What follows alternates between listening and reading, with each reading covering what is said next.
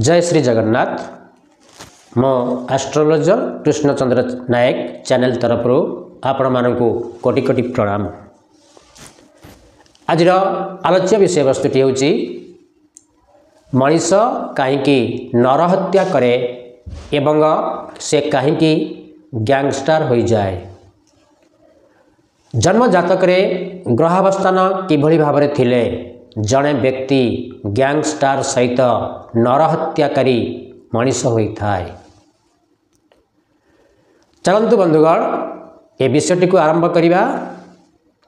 मन रखंतु बंधुगण, प्रथम कथा होची मनीषर मन प्रथमे मनीष को प्रभावित करिथाए।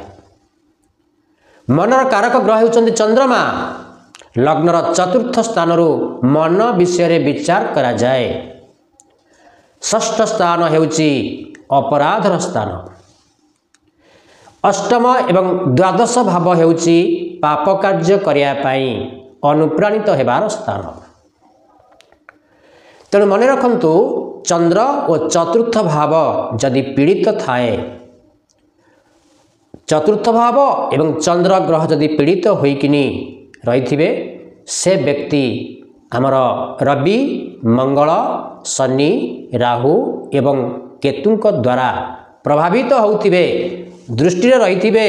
सेमानकर दृष्टि संबंध थिबा सहित सेमाने दुस्थान षष्ठ अष्टम द्वादश गृह अवस्थान करिथिबे। से व्यक्ति से समय नरहत्या करिबा सहित एक गैंगस्टर पालटि जाइथाए। तेणु विशेष करके देखा जाए बृहस्पति जेतेबेले नीच किंबा अस्त हुअन्ति व्यक्ति अपराध करने को मन बढ़ाई थाए। अष्टम द्वादश दशामानकर समय मनीष अपराध करिथाए। मंगल रवि एवं राहुक दशा चलिथिबा समय मध्य मनीष अपराध करिथाए। से नरहत्या करे एवं गैंगस्टर हो जाए, लुटेरा हुए इत्यादि इत्यादि अनेक किछि तार खराब प्रभाव ता उपरकू आसी थाए। तेणु जो दर्शक बंधु माने मोरे चैनल टी को प्रथम थर पे आसचंती से माने याको लाइक करंतु, कमेंट करंतु, शेयर करंतु एवं सब्सक्राइब करने को केबे भूलंतु नाही। जय जगन्नाथ।